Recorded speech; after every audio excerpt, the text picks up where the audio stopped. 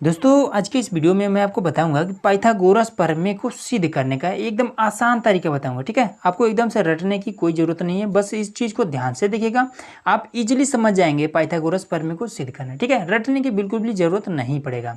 इसमें देखिए आपको एक चीज़ पता होना चाहिए, ये प्रमेय जो आपके बुक में दिया हुआ है 6.7। ठीक है, तो देखिए ये प्रमेय क्या कहता है कि किसी समकोण त्रिभुज के समकोण शीर्ष से कर्ण पर खींचा गया लंब के दोनों तरफ के त्रिभुज संपूर्ण त्रिभुज के समरूप होता है। ठीक है, ये हमारा प्रमेय कहता है। तो देखिए इसका मतलब क्या होता है, सबसे पहले कहा जाए समकोण त्रिभुज। तो देखिए समकोण त्रिभुज हम अगर इस तरीके से बना दें, ये हमारा एक है त्रिभुज। ठीक है, और इस पर हम एक समकोण त्रिभुज, देखिए यहाँ पर ये आपका जो कोण बना है ये आपका 90 डिग्री का बनेगा। ठीक है, ये हमने इस तरीके से इसको बना दिया। अब इसके बाद से हम क्या करेंगे, इस पर एक कर्ण इस तरीके से हम बना देंगे। ठीक है, तो यहाँ पर हम इसलिए बनाए क्योंकि इसके पीछे भी रीजन है, क्योंकि हमें क्या करना है, यहाँ से एक इस पर लंब डालना है। ठीक है, तो हम ऐसे अगर बनाते थोड़ा सा दिक्कत होता है, इसलिए हम इस तरीके से बना रहे हैं। तो यहाँ पर ये वाला जो क्या है, ये 90 डिग्री का है। ठीक है, समकोण की बात कर रहा है, इसलिए समकोण में एक जो कोण होता है वो 90 डिग्री का होता है। तो इसका नाम देते हैं ए, इसका नाम देते हैं बी, इसका नाम देते हैं सी। ठीक है, तो इसमें क्या कर रहा है, किसी समकोण त्रिभुज के समकोण शीर्ष क्या, जिसका मान 90 डिग्री का हो, तो इसी का मान 90 डिग्री का है, तो यही समकोण शीर्ष है। तो समकोण शीर्ष से कर्ण पर खींचा गया लंब, तो ये है सबसे बड़ी भुजा कर्ण होती है, तो इस पर खींचा जाएगा लंब यहाँ से, इस शीर्ष से। तो यहाँ से हम इस तरीके से इसको हम लंब एकदम खींच देते हैं। अब लंब खींचने का मतलब कि यहाँ पर भी जो कोण बनेगा वो आपका 90 डिग्री का बनेगा, इसको हम डी दे देते हैं नाम। ये चीज़ हो गया, खींचा गया लंब, लंब के दोनों तरफ के त्रिभुज। अब देखिए ये जो लंब बन रहा है, इसके इधर भी ये वाला एक त्रिभुज बन रहा है, अब इसके इधर भी ये वाला एक त्रिभुज बन रहा है। तो कह रहा है कि इस लंब के दोनों तरफ का जो त्रिभुज है वो संपूर्ण त्रिभुज के समरूप है। इसका ये पूरा जो ए बी सी, ये जो बड़ा वाला त्रिभुज बन रहा है इसके समरूप है, ये वाला, ये छोटा वाला भी और ये वाला भी। ठीक है, ये वाला जो त्रिभुज है बी सी डी, ये भी इस ए बी सी के समरूप है, और ये जो छोटा वाला है ए बी डी, ये भी इस ए बी सी के समरूप है। ठीक है, ये चीज़ इसमें कह रहा है, मतलब क्या, इसमें कह रहा है कि डी सी बी त्रिभुज डी सी बी समरूप है इस पूरे त्रिभुज के, समरूप है त्रिभुज ए बी सी के, ये पहला कह रहा है। और दूसरा कह रहा है कि ये जो छोटा वाला त्रिभुज है ये भी इस बड़े वाले त्रिभुज के समरूप है। ए बी डी लिखेंगे दूसरा नंबर कि त्रिभुज ए बी और डी जो है वो समरूप है त्रिभुज ए बी सी के। ये दो बातें आपको ध्यान में रखनी है। ठीक है, अब ये कैसे समरूप है ये भी आगे आपको पता चल जाएगा। तो ये इतना तो आपका प्रमेय 6.7 कहता है, तो ये चीज़ हो गया। तो अब देखिए पाइथागोरस प्रमेय हमारा क्या कहता है, जैसे कि मान लीजिए कि ये ए बी सी, ये आपका क्या है, ये बड़ा वाला जो देख रहे हैं आप त्रिभुज, ये एक समकोण है। ठीक है, तो पाइथागोरस प्रमेय कहता है कि ये जो ए सी भुजा है इसका स्क्वायर, देखिए कहता है कि ए सी जो भुजा है इसका स्क्वायर बराबर होता है इस पर ये जो लंब है बी ए या फिर ए बी के स्क्वायर तथा साथ ही साथ बी और सी बी सी के स्क्वायर के योग के बराबर होता है। ये हमारा क्या कहता है, पाइथागोरस प्रमेय कहता है। क्या कहता है कि ए सी जो भुजा है मतलब कर्ण है उसका स्क्वायर ए बी और बी सी के स्क्वायर के योग के बराबर होता है, ये हमारा कहता है पाइथागोरस प्रमेय। ठीक है, इसी चीज़ को हमें सिद्ध करना है। तो देखिए हम लोग इस केवल इन्हीं दोनों के मदद से कैसे ये चीज़ हम सिद्ध कर सकते हैं। तो देखिए अब दोस्तों यहाँ पर देखिए, यहाँ पर हमने क्या किया है कि इस वाले को, ये आपका क्या है प्रमेय से 6.7 से ही है ना, ये वाला चीज़ मिला है, इसको हमने उठा करके यहाँ पर लिख दिया है और लिख दिया है कि प्रमेय 6.7 से। ठीक है, ये चीज़ आपको क्लियर हो गया। अब हम क्या करते हैं, इस फिगर के जगह पे हम ये वाला फिगर रख देते हैं। देखिए सेम वही फिगर है। ठीक है, देखिए यहाँ पर ए बी सी है, देखिए इसमें भी ए बी सी है, और यहाँ डी है, यहाँ भी डी है। ठीक है, ये आपका 90 डिग्री का है, यहाँ भी ये भी आपका 90 डिग्री का है, तो इसको हम यहाँ पर रख देते हैं। अब देखिए इस फिगर से हम कैसे करेंगे, तो आपको एक चीज़ पता होगा कि जब दो त्रिभुज आपस में समरूप होते हैं, ठीक है, तो उनकी संगत भुजाएं भी आपस में बराबर होती हैं। ये चीज़ आपने 6.3 में, प्रश्नावली 6.3 में पढ़ लिया है, ठीक है। और इसके बाद से चलिए, तो इसमें ये चीज़ क्या कहता है कि डी सी बी कहाँ पर है, डी सी बी समरूप है ए बी सी के। ये जो आप बीच वाला देख रहे हैं, ठीक है, ये वाला भुजा इस पूरे त्रिभुज के समरूप है, ये चीज़ यहाँ पर कह रहा है। और ये आपका पर में 6.7 कह रहा है। तो चलिए इसको देखते हैं कैसे। तो इसमें एक काम और करते हैं। तो दोस्तों इसमें हम क्या करते हैं कि ये जो आपका त्रिभुज डी सी बी है, ठीक है, डी सी बी, यही वाला हम क्या करते हैं, इसी के शेप में एक और यहाँ पर हमने काटे, ठीक है। इसको देखिए अभी कहाँ यूज होगा, इसको समझिएगा। ये ऊपर बी है तो बी हमने लिख दिया, नीचे डी है तो यहाँ पर हमने डी लिख दिया, और यहाँ पर सी है तो यहाँ पर हमने सी लिख दिया। अब सेम इसके नीचे भी लिख देते हैं, ठीक है, इसके नीचे भी हम कर देते हैं। यहाँ पर सी था तो यहाँ पर हमने सी लिख दिया। अब देखिए इसके नीचे क्या है, देखिए यहाँ पर डी है तो इसके साइड में यहाँ पर भी हम डी लिख देंगे। ये हमने डी लिख दिया, और उसके साथ ही साथ यहाँ पर बी है तो इसके इधर भी हम बी लिख देंगे, ठीक है। ये चीज़ अब हम क्या करते हैं कि इसके ऊपर हम रख देते हैं।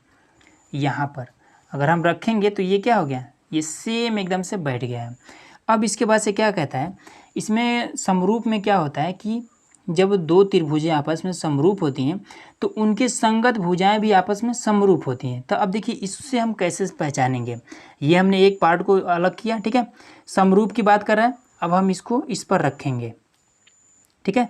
देखिए ये हमने इस तरीके से इसको रख दिया, तो ये हमने इस तरीके से इसको हमने बैठा दिया, ठीक है। अब इसमें हम देखेंगे कि इधर से भी ये जो भुजा है सेम इसी भुजा के समांतर में ये वाली भी भुजा है, ठीक है। अब इसके समांतर में ये वाली भुजा है, इसके समांतर में ये वाली भुजा है, ठीक है। तो जब दो त्रिभुज चारों तरफ से, मतलब तीनों तरफ से एकदम से समांतर हो जाएं तो वो क्या होगा, वो समरूप होता है, ठीक है। तो हम क्या लिख सकते हैं, हम लिख सकते हैं कि यहाँ पर क्या है, सी डी है, तो हम लिख सकते हैं कि सी डी का जो अनुपात है वो बी सी, ठीक है, बी सी के अनुपात के बराबर है। तो यहाँ पर हम बी सी लिख देंगे बराबर में। अब इसी के नीचे वाला भी तो सेम है, तो नीचे वाला क्या है, बी सी है, तो यहाँ लिख देंगे कि बी सी किसके बराबर है। अब बड़े वाले त्रिभुज में देखेंगे, ठीक है, एक बार छोटे वाले त्रिभुज को देखना है फिर बड़े वाले त्रिभुज को।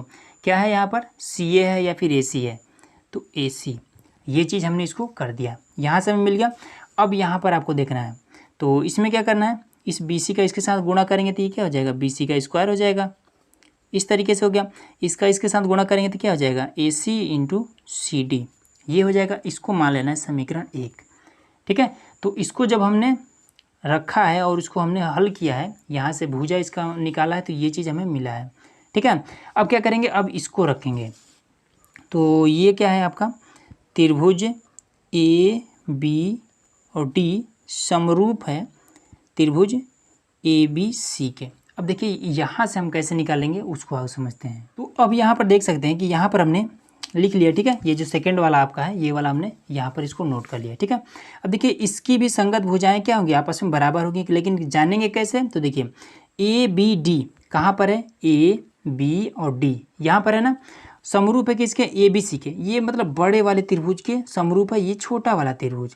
तो चलिए इसको भी पहले देखते हैं कि कैसे समरूप है या फिर नहीं है। तो देखिए इसके भी पार्ट को हम अलग कर ले रहे हैं, ठीक है। देखिए कोने पर ये है तो यहाँ पर ये हम कर देंगे, यहाँ पर बी है तो यहाँ पर भी हम बी लिख लेते हैं, यहाँ पर डी है तो यहाँ पर भी हम डी लिख देंगे। अब सेम काम इसके साइड वाला भी कर लेंगे, इधर भी यहाँ पर बी था तो बी लिख देंगे, और यहाँ पर आपका कितना था, देखिए डी है यहाँ पर, तो यहाँ पर भी हम डी लिख देंगे, यहाँ पर ए है तो यहाँ पर हम ए लिख देंगे।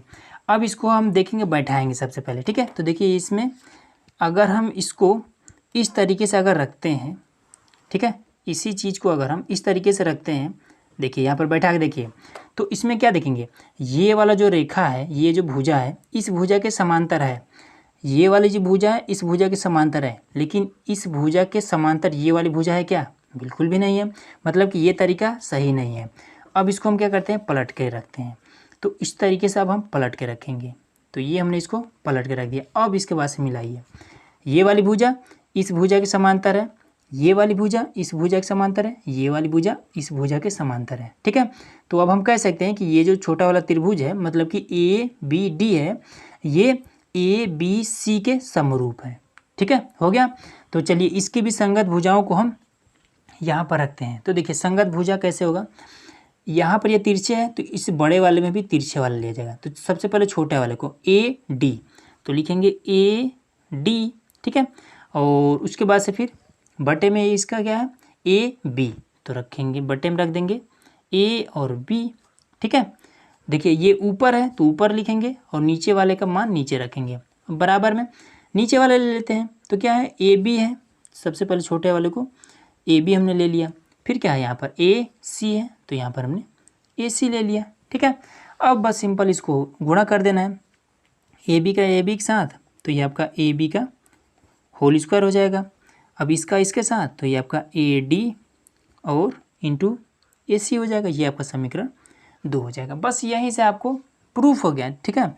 देखिए कैसे, अब क्या करेंगे समीकरण 1 और 2 को जोड़ देंगे, तो लिख देंगे कि समीकरण 1 और